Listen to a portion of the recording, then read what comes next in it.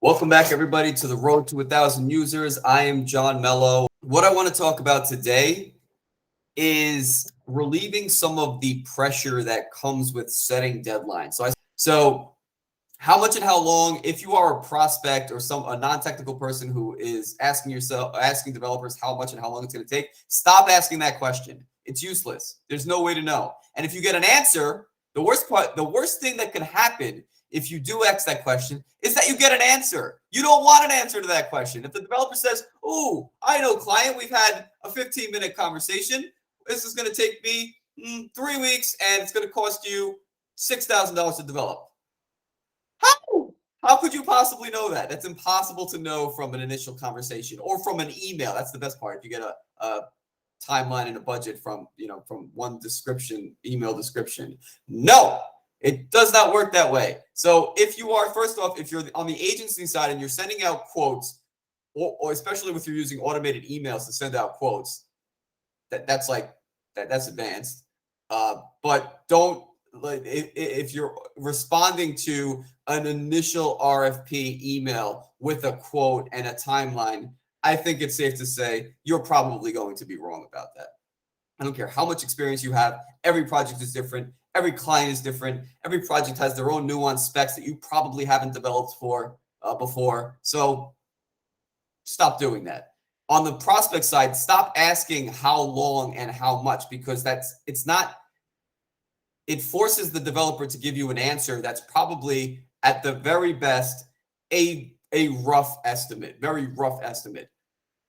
That's not the way to think about it. The way to think about it is, okay, we're starting this new app idea that we have. We have a novel solution to a problem that we see. You may or may even not know whether the problem is valid at that point. That's on the founder to kind of validate that this is indeed a problem.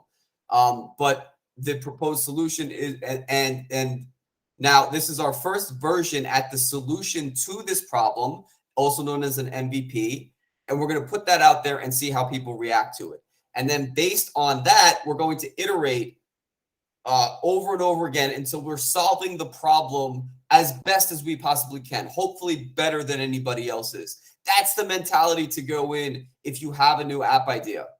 Now, this changes a little bit if you know exactly what you want to build because you've already done your user testing and validating. Most people haven't done that when they get to the point of like wanting to develop an app. They usually think app development is first and then put that in front of users. It doesn't have to be that way. A lot of people do it that way, but it doesn't have to be. I honestly don't think that's the best way to do things because you spend too much time in development. An MVP, by the way, can be a hand-drawn sketch of or a website that's just like clickable, right? It could take you 20 minutes to develop an MVP. As long as it demonstrates the problem that you're trying to solve for people and people can interact with it and react, then that's an MVP. You don't have to be an MVP development for 6 months. It doesn't, like, the sooner you get it in front of people's faces and they start playing with it and giving you feedback, like this is confusing, this would be useful if it had this feature. That's how you build your feature set out.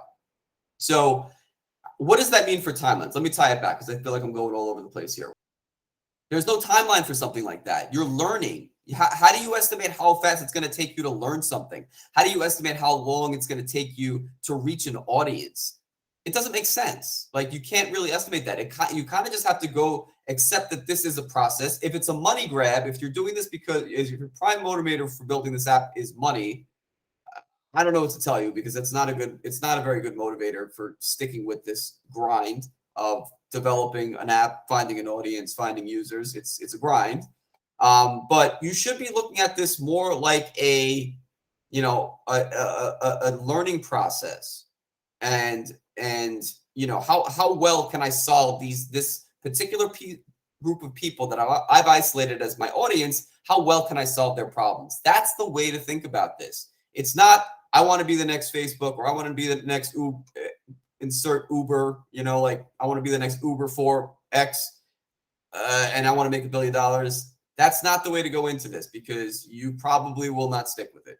It's just the reality. Everyone that I see coming in with that mentality, myself included, anytime that I've had that mentality, I have failed. I have not. And by failure, I mean I've just given up. I've just kind of lost interest because it was way more work than I anticipated it was going to be. And when that happens, people tend to just say, I really wasn't into that idea. Or here's the next idea. Here's the next big thing that's coming that I've come to mind. Let me jump to that project. And the cycle continues. So development timelines and how I work this in with clients, right? So the first thing I have to do is kind of explain, like, the way that I vet the clients that I work with is very much through that process. It's like, if they come to me with the mindset of how much and how long, I kind of take a step back and try to explain that to them, prospects I'm talking about, and even other founders that are working with, like building their own app idea. I take that same approach and try to shift their thinking just a little bit to so that there is at least a middle ground where, like, look, this is where I'm coming from. I know you promised investors this or whatever, but this is the space this is the mindset that I'm coming from.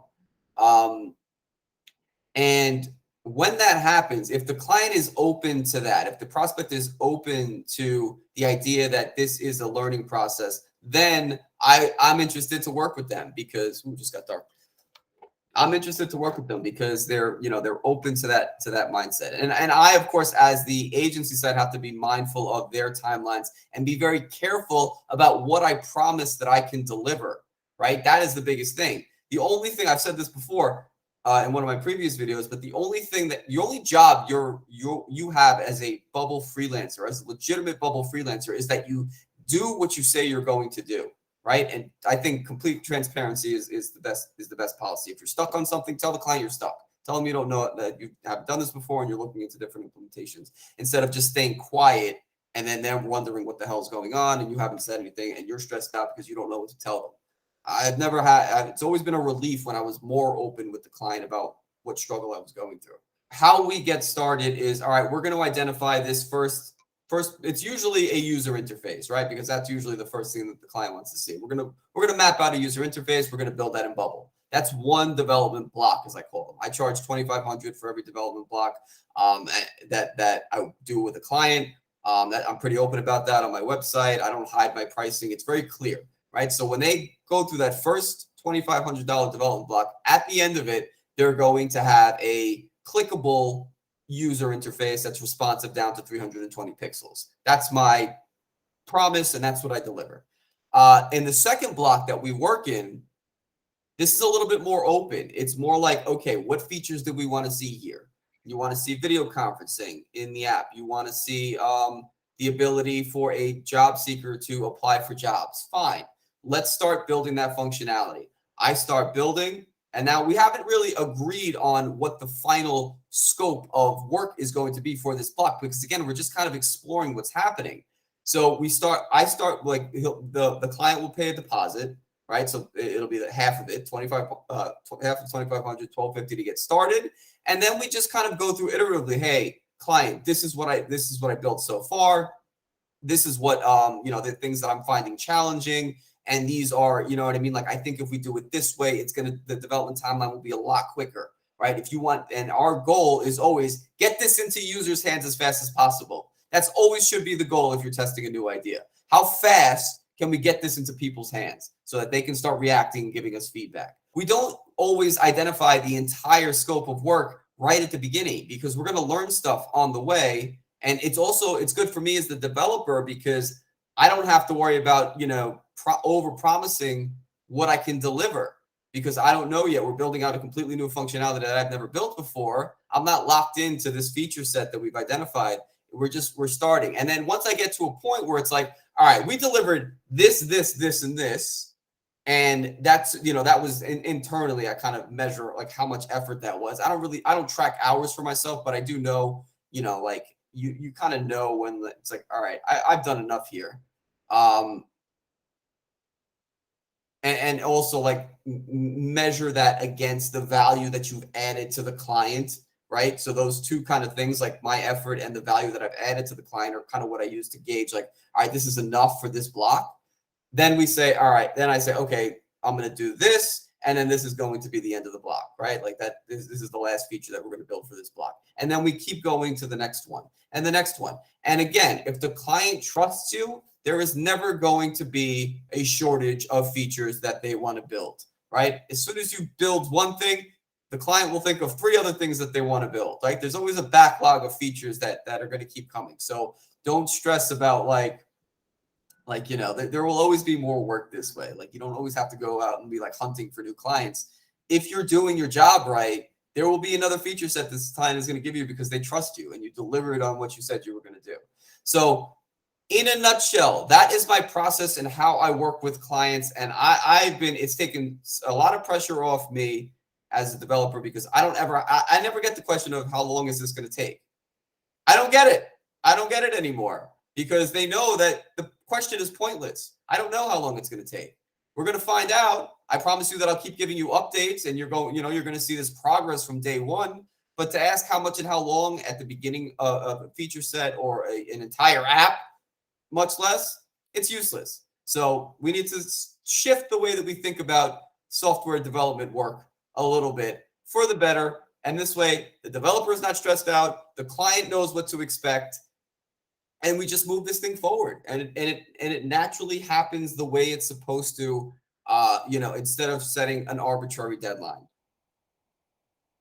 All right. I am tracking the road to my first 1,000 users, and this is where I'm at right now. So I launched on 114, and it's 4/8 as of the date of this recording. 43 users, 23 pieces of feedback that I'm working through, user feedback that is, 30 meetings where I've talked with freelancers all over the world about their kind of pain points in bubble freelancing. You can see that I've got quite a few countries on this list here, and then the number of Twitch followers I'm tracking.